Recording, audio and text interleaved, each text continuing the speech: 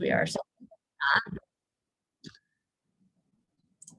Well, there we go. Welcome everybody to the May 12th meeting of the School Safety Subcommittee for the Racial Equity and Policing Commission. We have a bunch of things to talk about today. Cindy Lou, do you have my agenda or should I grab it to pull up? Either way. Grab it. Sorry, I'm still trying to just settle back in from that. Yeah, you're totally fine. I can do that. I just need to open it. Okay, I shall share. Here's our agenda for the evening. Move it to my other screen so it doesn't look like I'm not looking at you.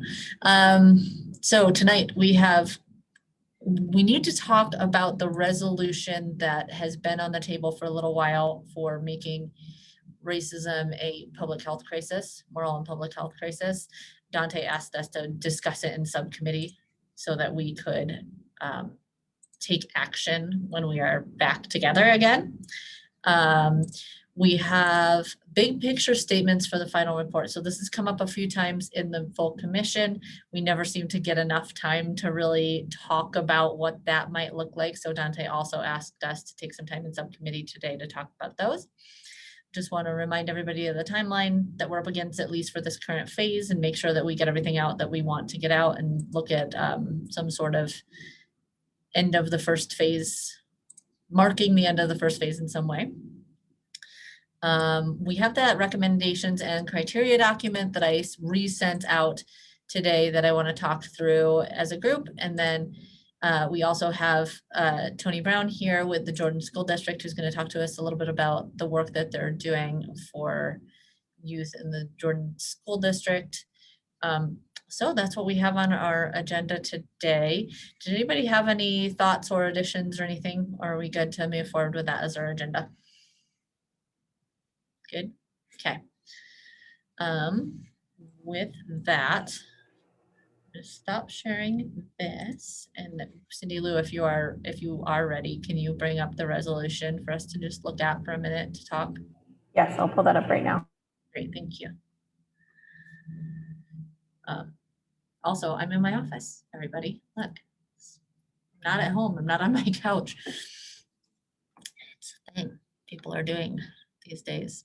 Okay, so is this the first time anyone is seeing this? I feel like it's been sent out a bunch of different times. Just a bit of the history is that this was proposed. I can't remember who proposed it at the legislature, which legislator did that, but it was not moved forward at the state level. And the desire is to move it forward at the city level, that it's important to make this declaration that racism is a system consisting of structures, policies, practices, and norms that assigns value and determines opportunity based on the way people look or the color of their skin. And that they want us to review this and see, does anybody have any issues with the way this is written or anything that would prevent us from moving it forward at the full commission? It just seems to be something we never get to taking action on. And I say, so my understanding of the desire is just for us to have those conversations here so that this can be a relatively quick agenda item when we talk as a larger group, because we're not able to take action on it here, I believe. Cindy Lou, that's your understanding of the ask, correct? Yes. Okay, just wanted to double check.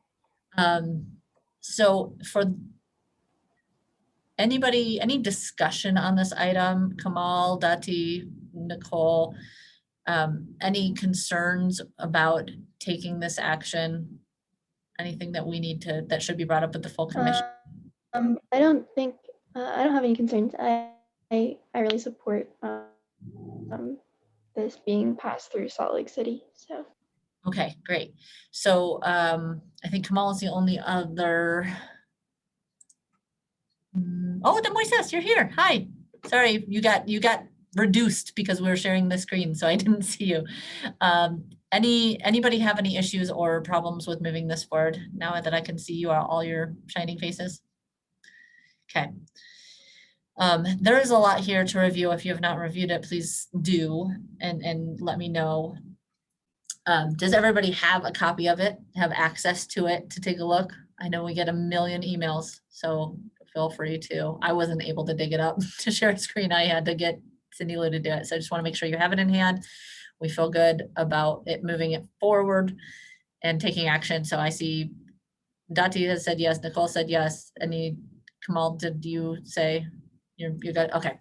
All right. So I think that's all we really need to discuss here today is that we are generally in favor of this and that it can move through as a full commission when the time is right. Anybody have anything else to share on the topic? Okay. So the next thing on our agenda, we're just gonna sail through this today. I can feel it. Okay. The big picture statements for the final report. So as we have seen, each of the subcommittees has moved forward some policy recommendations. We have taken some action, but it has taken some time to get things moving. And so we don't want the fact that some of these policies, they feel small, right? If you're looking from the outside, I can imagine that you're looking at the commission and saying, they've moved these policies forward. So Dante is saying, perhaps in this final report, we should make some larger statements, things like, like what we see in the resolution, for an example, to say like, these are the changes that we as a commission feel need to happen. The work we have done so far has been in furtherance of these, but some larger sweeping statements that could be put out there as, the goal of the commission as we intend to move it forward beyond June 30th, but we will have some sort of like final report or document that comes out of the first section of work. So that's the thought is, does anybody have anything that they want to say that we should include in something like that?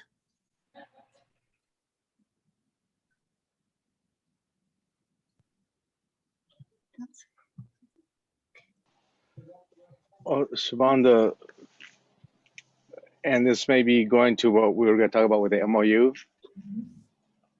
For me, that felt more of a big picture, kind of like, let's ensure that there's some kind of evaluation of those school-based law enforcement programs that may be based on the MOU as well as best practices and include data collection methods.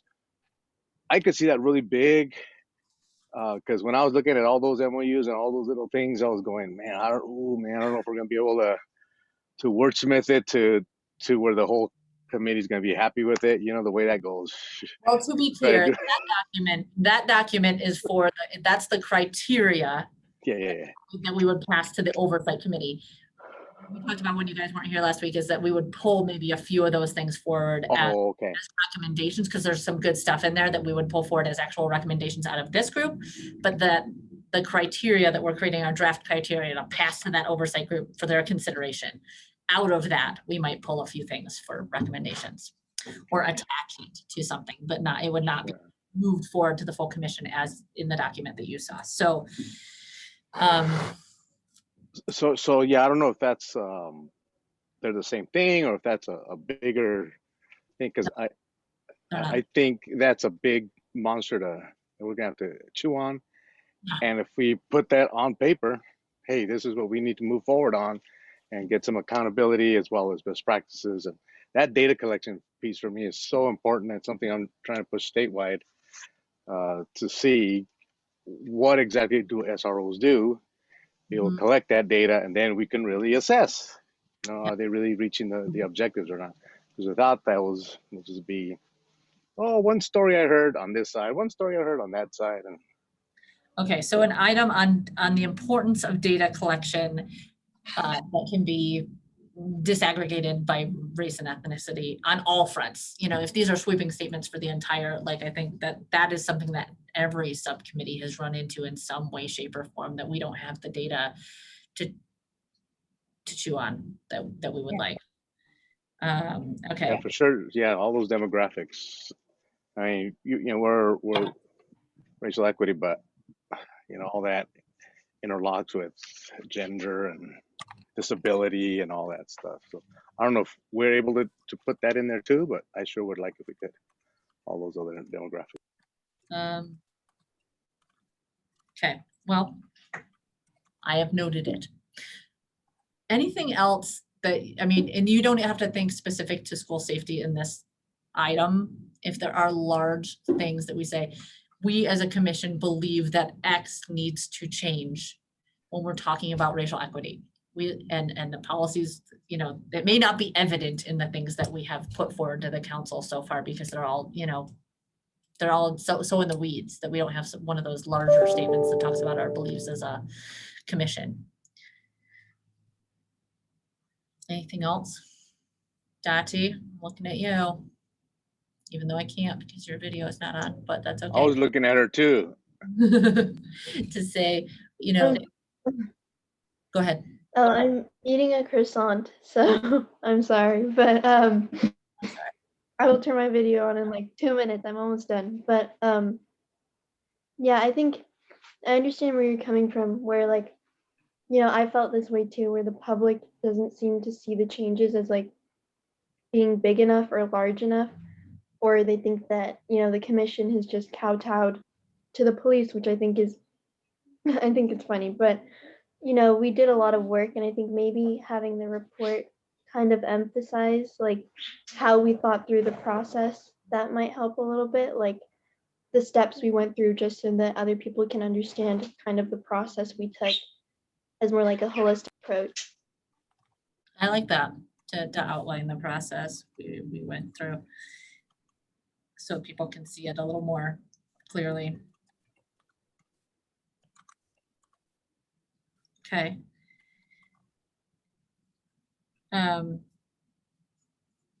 What about, I don't know, police accountability? What about things like that? We were talking about this, maybe just to seed the conversation a little bit. We were talking about this with the implicit bias,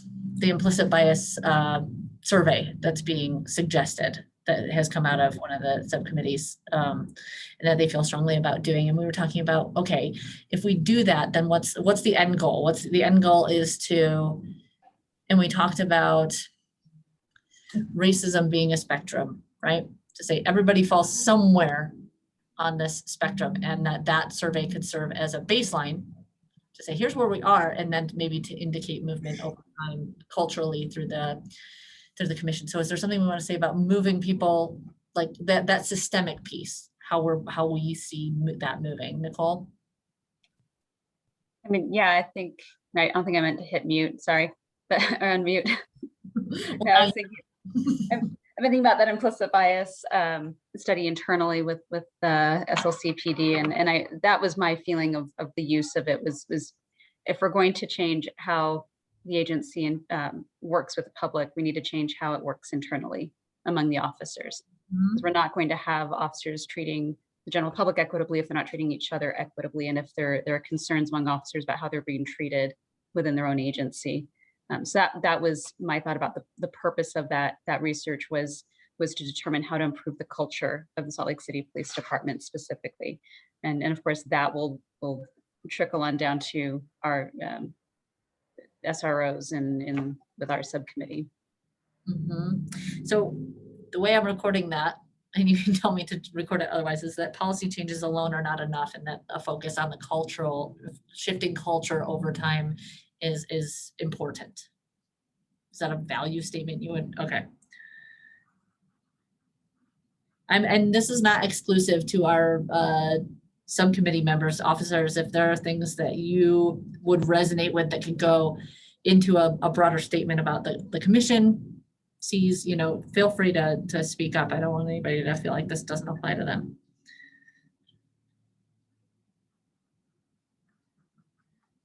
Okay.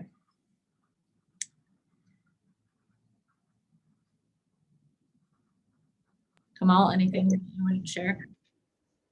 Oh, did somebody just unmute? Yeah.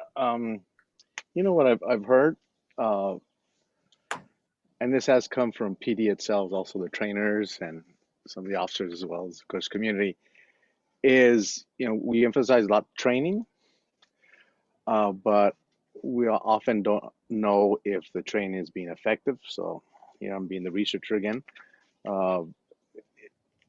And I know, as I've talked to officers, is yeah, we'd like to know like what training really is working, or how certain training would be more helpful than others. So I don't know how to put that as a big picture, but yeah, just how do we know that training is working? You know, I'm sure some is really good, and others, it may be some innovative stuff out there they're trying, and oh, this worked really well, this part not so well. So let's focus on this one that's not doing really well, so we could make it better, or whatever. So yeah, I don't know, because I know I've heard it from both PD and community. So if I'm trying to translate that into like a broad sweeping thing, could it be just, you know, a lot of the ideas that have come out of this, it will affect the training, and that while these represent great ideas and great thoughts, the true test will come in the efficacy of those trainings. And we suggest that there be measurement of those, the efficiency or efficacy of those trainings, and adjustments made over time towards these okay. Sure.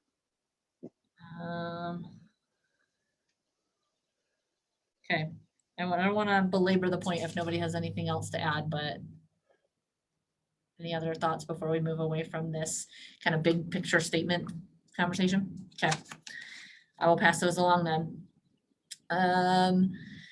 Remaining timeline of the current phase, we're done June 30th, guys. That's less than a month and a half away, which done is too strong a word, but we are pausing at that moment to reformulate, and we did forward a memo about the future of this commission to the mayor to get to hopefully be included in her budget. And honestly, I don't remember, Cindy Lou, if an item landed in the budget, and I don't want to put you on the spot to have to report on that, because I don't know if you know off the top of your head, but I'm sure we'll talk about that in full commission. But we forwarded a memo to say, here's what it could look like. And we talked in this meeting several weeks ago about what should that look like? Should it be the same people? Should it be the same frequency? What should it look like? And so those recommendations were put into a memo to the mayor.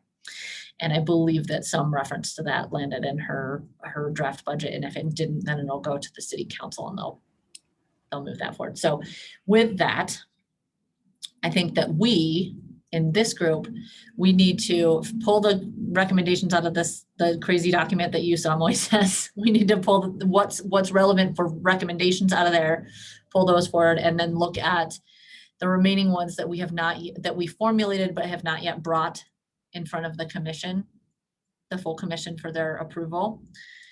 So Cindy Lou, would you mind giving us a rundown of the remaining meetings?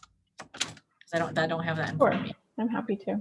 And I will just let you know that there was mention of the Racial Equity Commission and staffing efforts in the budget.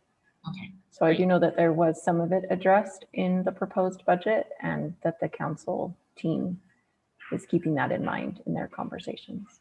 Excellent. So just for the calendar purposes, next week is the listening session. Following that, on May 26th is a subcommittee meeting. June 2nd is a regular commission meeting. June 9th will be a subcommittee. June 16th is a regular commission. June 23rd is a subcommittee.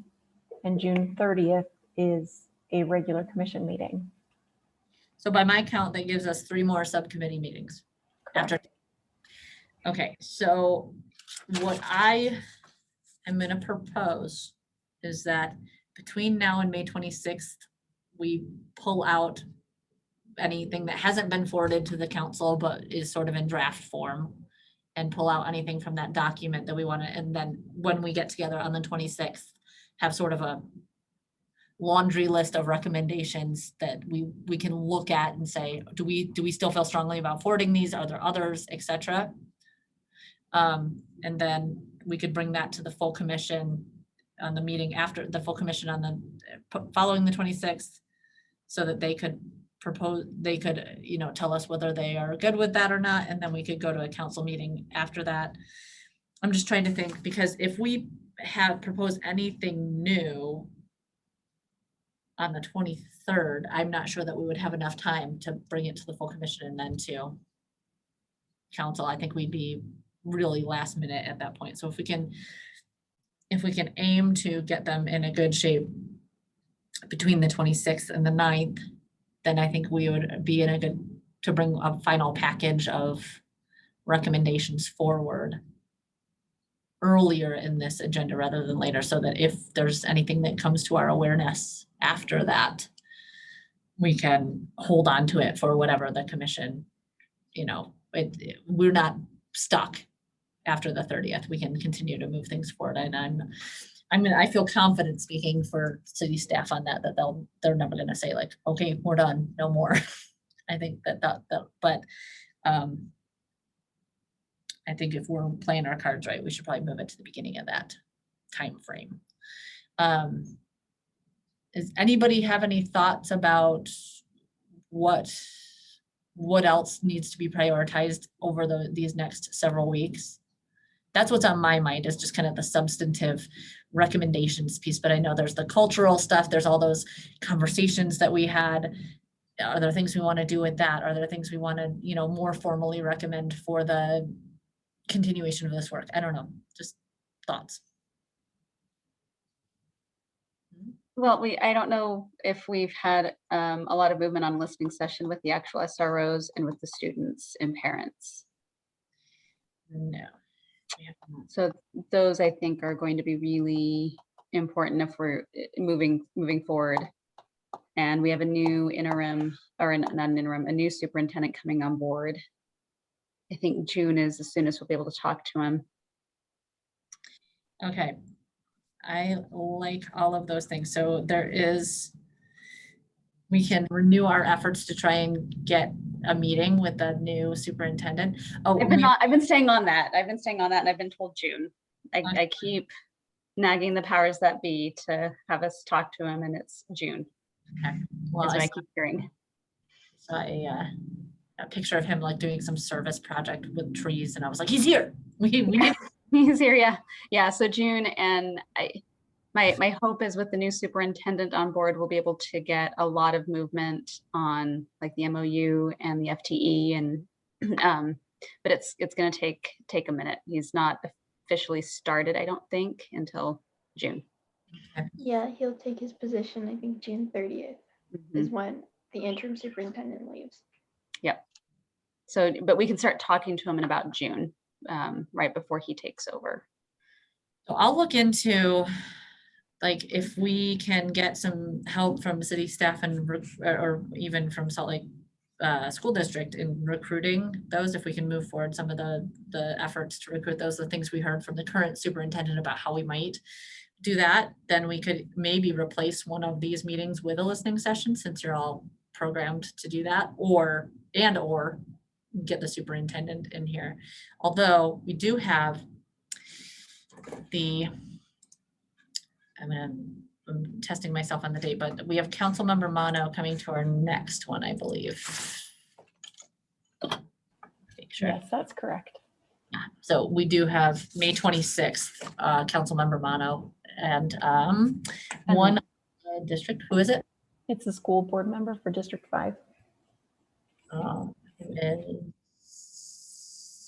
Isn't that Mohammed?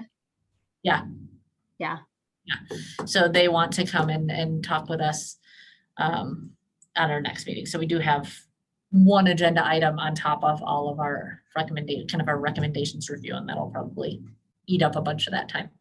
So with that, we can look at using those. If we are successful in moving forward our recommendations, like maybe between this one and the next, or et cetera, then we can look at the June 9th, June 23rd for superintendent visits and those listening sessions potentially. So any other thoughts from the group on using our remaining time as efficiently as possible? Okay.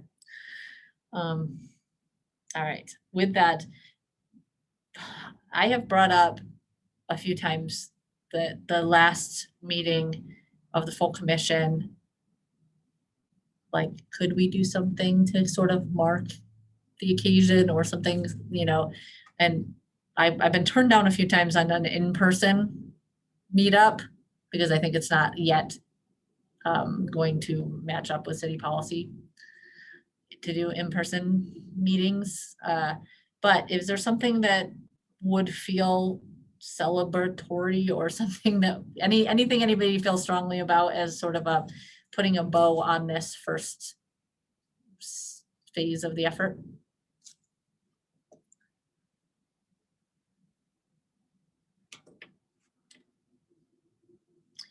I mean, I would like to be able to meet up in person like a park. If we're not conducting any business, I don't see why we couldn't. I mean, if we're not going to be formulating any recommendations or you know, spitballing ideas, if we're just going to be hanging out, relaxing, celebrating a year of, I can't believe it's been a year. That's just amazing to me.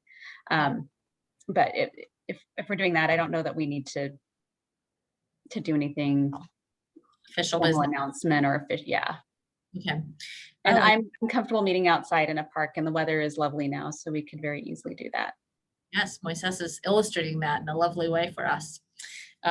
It's beautiful. So yeah, I would agree. And if in case that's still not acceptable yet, given time frame, we sort of, in our thoughts from the facilitator group, we put together some thoughts about like, what could this look like? And one of the things I put in there is kind of a hope is that we could do maybe like beyond what we're talking about here, do like a half-day retreat or a full-day retreat to actually like dig in and do a bunch of business together. Like it'll probably be after that June 30th date, like when we reconvene after a little bit of a breather, when we reconvene, that we could like actually schedule out well ahead of time, like a half day or full day, really to in person dig into some of these issues. Sometimes these 1 hour quick virtual things just feel like it's difficult to really get into the weeds. So even if it doesn't happen as our celebratory day, someday we will all be in the same room. I'm confident of it. Okay. I am going to switch 5 and 6 for the sake of poor Tony Brown, who is here to talk to us, so she doesn't have to wade through that document with us, much as I'm sure she would love to. I'm going to ask Tony if you're still there to talk with us about the programming at Jordan School District. I just want to be fair to you because I know you were kind of thrown into this a little bit, at least my sense of it is that you were thrown into this a little bit last minute. Is there any context you need about this group or what the work we're doing in order to kind of focus your thoughts? Yes. I'm wondering, I'm trying to mold what I need to tell you into a short snippet because I don't want to take too much of your time. So to my understanding, this is you all are working with child safety or just safety in general as it relates to the Salt Lake County and the police department and race. Is that where we are so far? What am I missing? Yeah, yes, and I invite any of the committee members to join me, but this is specifically where a subset of the Racial Equity and Policing Commission that the Salt Lake City has put together, where our purview is specific to Salt Lake City Police Department, that we can influence basically their policy, make recommendations for adjustments to their policy. As part of that, this subcommittee is focused on school safety in particular. We've talked a lot about SROs. We've talked a lot about things like that. But in that context, we have started talking to some other kind of wraparound services that provide services for youth, specifically youth of color, to improve outcomes. Okay. And so make sure we're thinking about not just the SRO program specifically, but what are all the services that these children have at their disposal, and making sure that we're hitting all the marks there. Does that help? Anything anybody else would add? Okay, well, just really quickly, a little bit about what we're doing. I do have to say, I am not actually the point person on that part. It's another one of my team members who couldn't be with us today, but we really wanted to try and, attend one of these meetings. So what he's doing for the most part, he goes out to schools with the DARE officers, and he is present for the majority of their lessons. He's also putting on Know Your Rights trainings for parents as an outreach opportunity for parents and older students who would understand that level of interaction. And then we're also working with the police departments here and just trying to build trust, and we're in conversations with them about ways that we can cooperate between families and students and other police departments within the school district to educate youth and just build a more cohesive community feeling between law enforcement and families of color. Did I answer the reason why I'm here, I guess? Yeah, so go ahead, Moises. I'm sorry, I didn't get to hear the first part, I guess, when you were here earlier.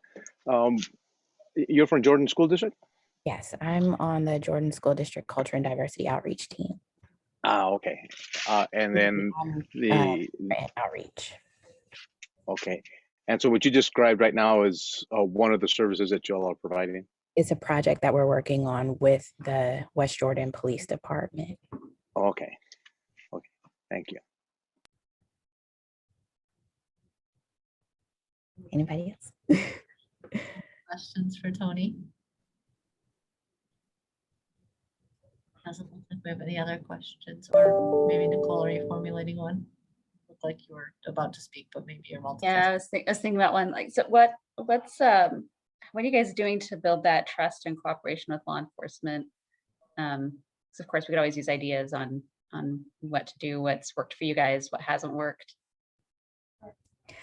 Much of this is still in its planning portions. We'll launch more things in the coming school year, but we are working to do some kind of cultural awareness and responsiveness trainings with SROs, as well as teachers and students and parents, and how all of those things can come together with the SROs in the school, with the students interacting with their SRO, with the parents interacting with, police law enforcement in general, and the law enforcement in the schools, as well as knowing the difference between those things. So it's in the process of being developed. Yes. So we're still gathering information and trying to put everything together and make it as cohesive and comprehensive as possible, so that when it launches in its fullest way, that it can be most effective. And this is with primary or also secondary school? It's primary and secondary schools, but because of the way DARE works, it's mostly for primary schools right now. Exactly. Okay. And so this is only with West Jordan PD, which I'm assuming then with West Jordan City only. Mm-hmm. Well, I fully support something like that. We do a little bit of that with my shop, but not as extensive. I really like bringing all those three groups together, right? The schools, families, the students, and then PD. And then, especially if it's already somebody that they recognize, like the DARE officer. But then to be able, if you could bring in patrol, that would be ideal. Every time we bring in patrol, that sure is, it's so nice. One, I feel to give patrol kind of a break from all the rough stuff they have to see the whole time they're out on patrol, and just get to see the kids and have a good time. But two, also, so when those patrol officers see those families again, and they've already built pretty cool relationships, they'll see them out there in community. And boy, you sure could de-escalate much quicker when you already have a relationship built already.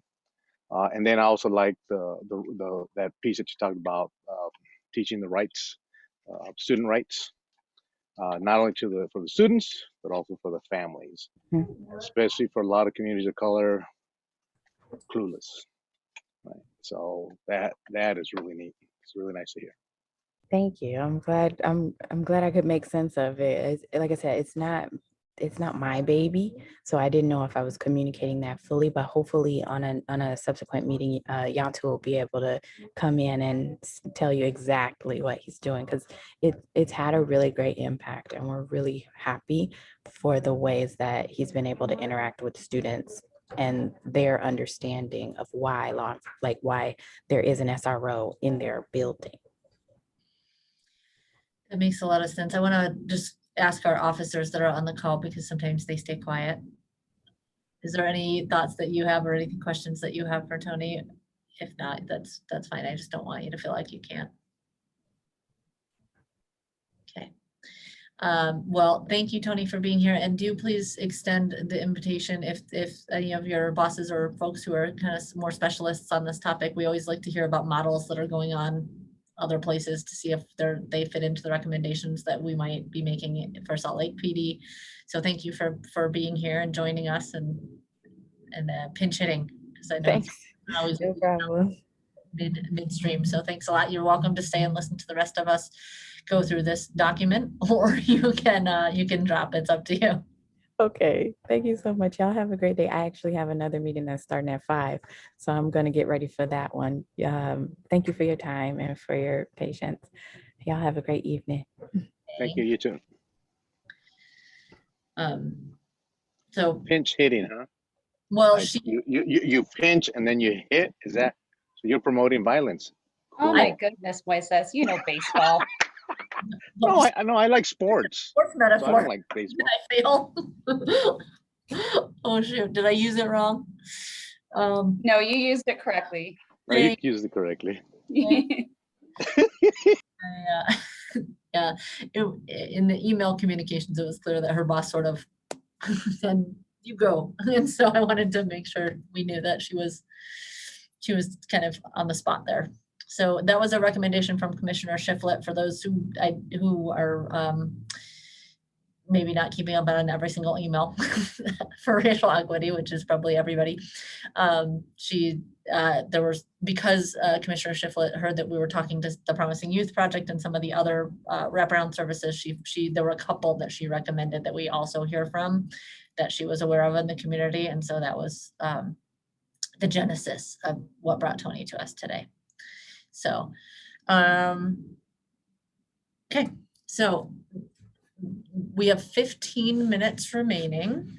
And so I trust we will not be able to get through this document as a whole, but I do want to take a look at the current state of our shared document, unless somebody else would like to fill the time with other thoughts or any debrief on what Tony shared with us.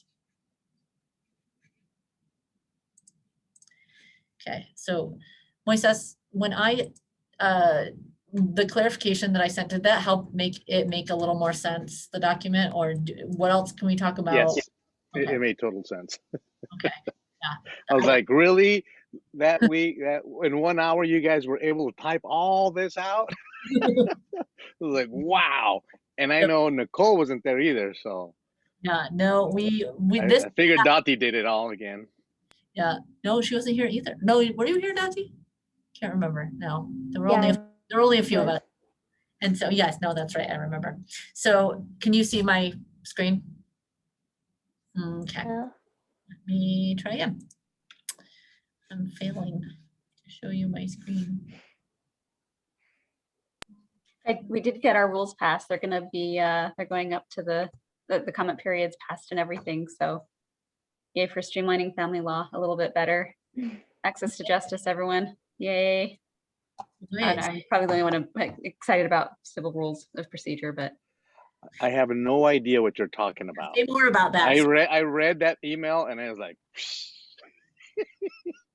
tell us more. Yeah, I could talk all day long about access to justice and family law and civil rules of procedure.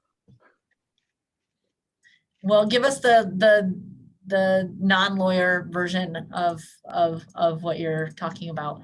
Family law takes too long. The rules allow it to take too long. We drafted new rules so it won't take so long. oh, that I understand. Yeah. I like it. Okay, so to reorient everybody to this document, Moises went, I can make it a little bit bigger. Moises and Steve Angewerden went to the oversight committee for the SROs months and months back. One of the things that they gave us the opportunity to do was to draft some criteria for them to measure the SRO program. And so I took the initial swipe at doing it, which was to show, like, the only thing we have to go on is they have goals stated in the MOU. They're very broad, and I can see why it's been a challenge for them to measure the SRO program with those as the goals, because they're pretty sweeping. They're pretty big. Those goals, like, provide for the health and safety of everybody at the school. Like, that's pretty big to be able to do. So we took some time to say how to evaluate the program success in each area, metrics on how they might measure that success. Now, these are all just recommendations, suggestions, and important considerations for racial equity in each of those goals. We took the time, because not everybody was here last time, we took the time to just build on this a little bit, because I had sent it out once or twice and it didn't really move much. And so we took the time to do a working meeting to fill these in a little bit more. And some of them just frankly are really hard to measure. For example, we did not get a whole lot of extra thoughts about fostering educational programs and activities that will increase students' knowledge of and respect for the law and the function of law enforcement agencies. We haven't added any thoughts to that. So that's what this document is. We did some work on, talking about how each one of these could be measured. Dati, since you were there last week, do you recall which of these we talked about moving forward as recommendations or thoughts on this document overall? Somebody went in and did some work to this, because some of them are more filled in than they were before. So if that was anybody on this call, identify yourself. Because I can't tell who did it. Was it you, Dati? No, it wasn't me. I'm not I Yeah, I'm not good at Google Docs, so it wouldn't be me. Yeah, I know if it was you or Moises, I know that I would have gotten it marked up. I think So Siobhan did it in her sleep. I think you probably just sleepwalked did it. Yes, it was me. Siobhan. It is possible. Yes, it was you. It's possible that I think for the. Go Go ahead. ahead.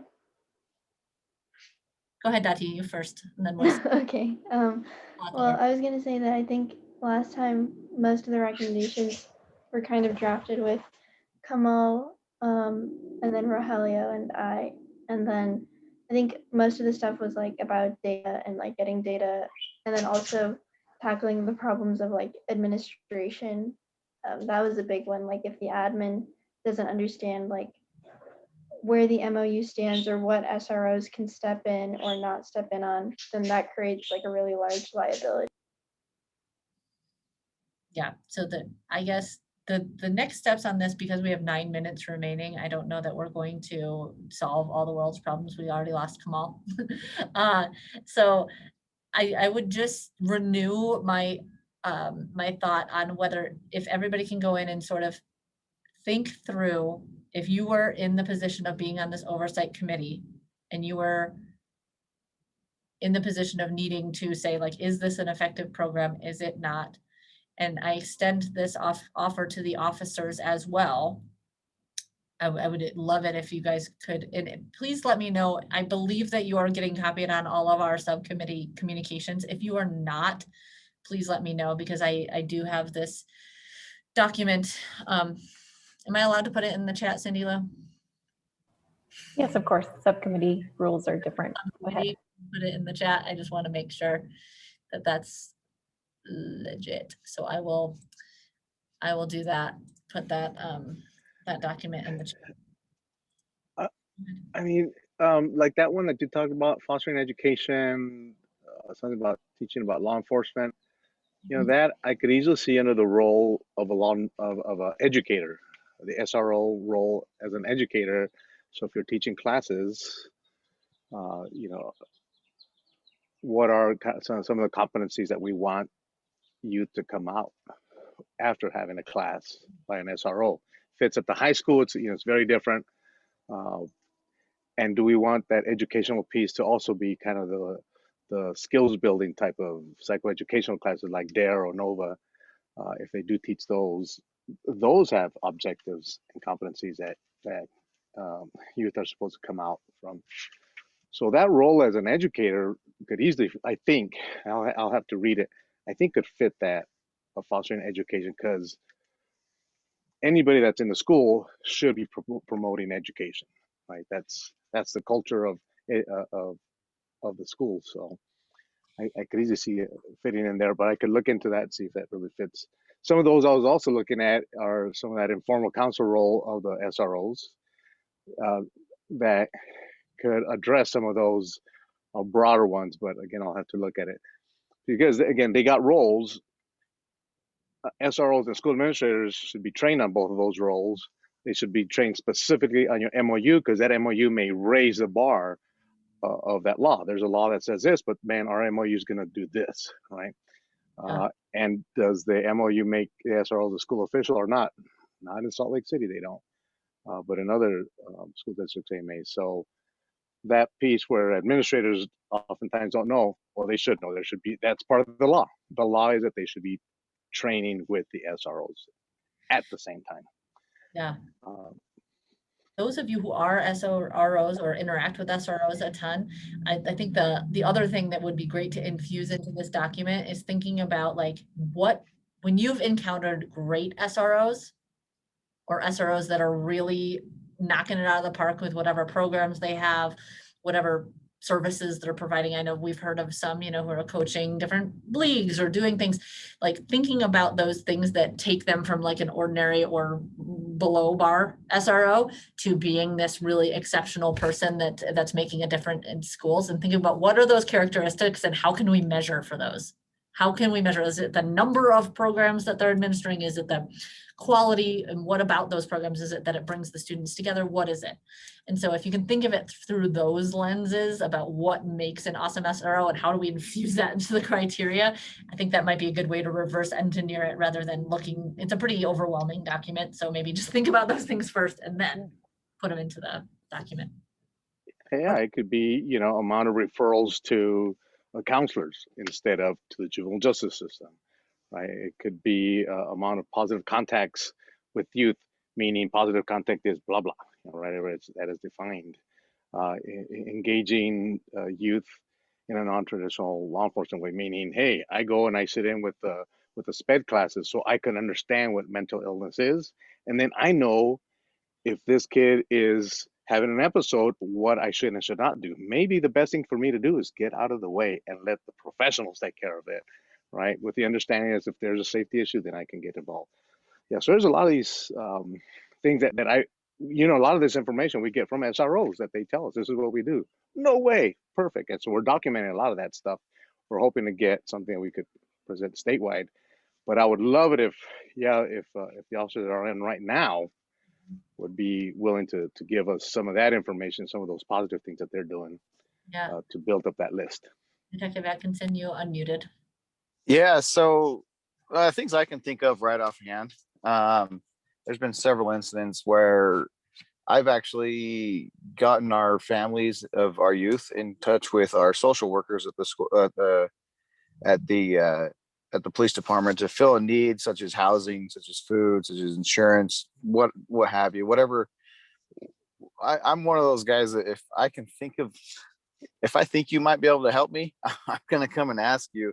And if you can't help me, I'm going to go to the next resource. I'm going to try to ask there, right? So we can get the need filled. And then we did a lot of food prep this during the pandemic to give out with the Utah Food Bank. So it's a lot of interaction with kids and cars showing up with their parents and, hey, how much food do you need? And we just put it in the car, things like that. We've got our Promising Youth program that is actually starting to take off. It's doing pretty good. We're starting to get a lot more kids involved, and we're getting our Promising Youth advocates out in the schools more. And again, that they help us out a lot, even with, especially with our younger kids, I've noticed, because younger kids, we have fewer options for sometimes, you know, and so we've got that going. I go whenever I'm asked to go and speak to classes. And it doesn't matter really what kind of class it is. I always make sure I leave about 20 or 30 minutes at the end, so that it's a straight up question and answer with an officer. You can ask me anything and everything, and I'll do my best to answer it and be right. And if I need to research it, I'll get back to you. That kind of gets at the educating people on their rights and stuff, because a lot of that stuff kind of comes up during those classes. I don't like speaking in front of classes that much. I'm not good at it. I'm getting better at it. It's the whole public speaking thing, you know. And then as far as trainings with the staff and stuff, we've done active shooter trainings, citizen response to an active shooter scenario, with our staff. One thing that is kind of lacking, that you guys are hitting on really good, is administration knowing our MOU and knowing what they're responsible for and knowing what I am responsible for.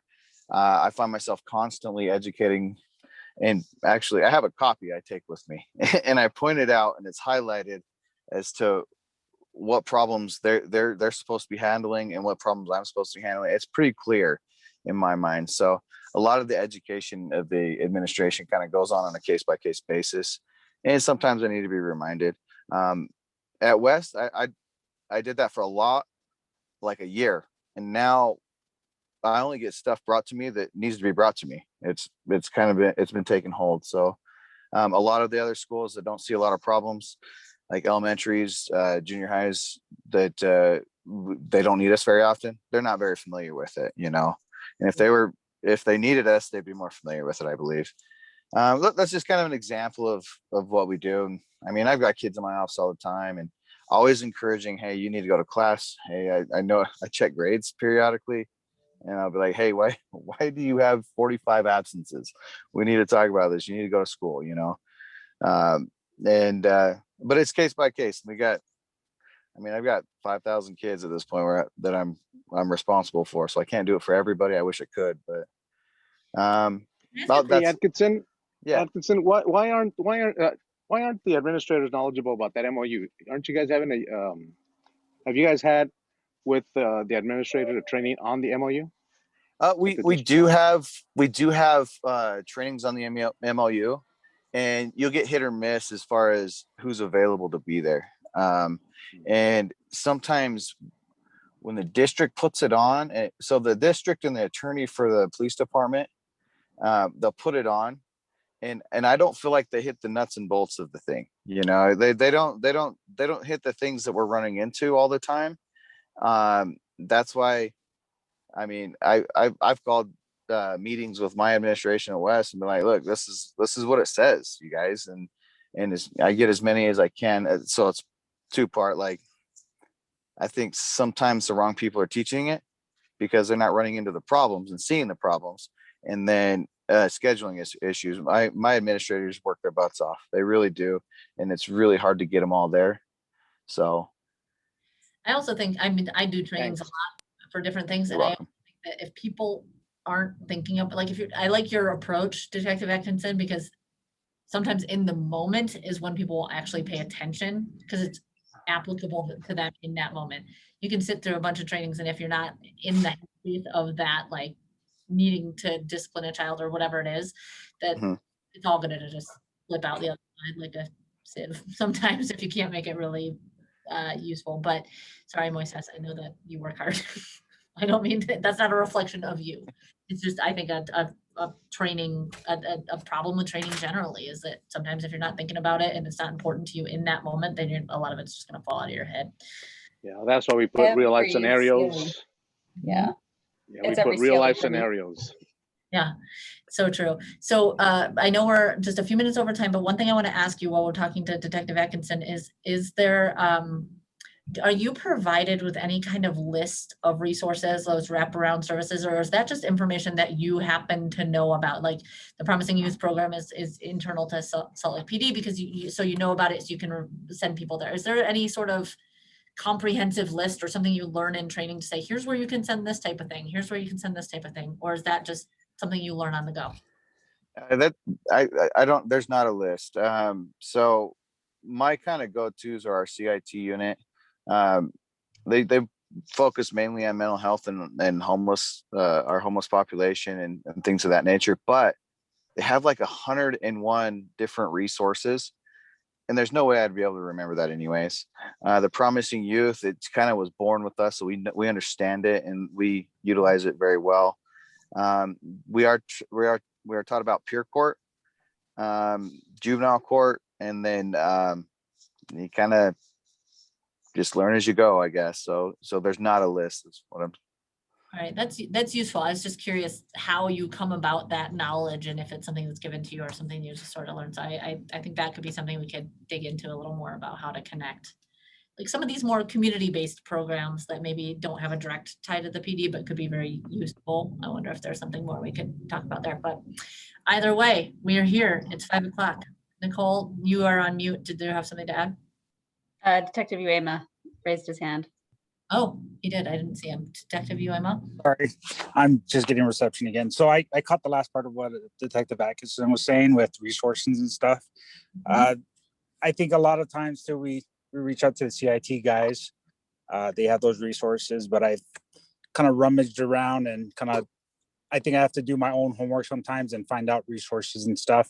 So I've kind of reached out to Ashley with PYP. I've also looked up some stuff online. I found some paperwork that shows some other resources that I've never heard of that I've kind of looked up and redirected some of the students and their families towards also. So I think it's a collaborative thing where we get stuff from other people and then we build upon it ourselves. And as far as that list, it would be beneficial if we actually had a list of multiple resources for various type of situations so that we could maybe print off a copy and hand it off to those that need those resources. Well, it sounds like maybe it could save a step too, because if CIT is the one that's really familiar with all those resources, perhaps you could, rather than referring to CIT and CIT, connecting them with those. I don't know, just maybe there's something, we'll hold on to that thought and see if it's something we can pull into our set of recommendations, something we can think about. So that was very useful conversation. If you can jump into that Google Doc and give some thoughts, please do. Or I resent the Word document earlier today. It exists and you can mark that up and I'll put it in the Google Doc, put it in the final thing. I'm willing to do that. So thanks everybody for the conversation. Again, I always lament that we're only an hour, but here we are at the end of our time together. So thanks for being here. Quick FYI, 211 has an app you can actually download and look for resources. That was my go-to when I was a defender and a caseworker at DCFS was 211. And back in the day, they actually had a printed out book, like a separate 211 white pages that I'd carry around with me in my car. Well, but now it's an app. There's always an app for that. Excellent. All right, everybody. Thanks for the hard work. And we will see you next week at the listening session. We have the listening session next week. So if you have any questions about that, you can reach out to city staff or Larry or me. But otherwise, we will see you there. Thanks, everybody. Catch you later. Have a good one, everyone.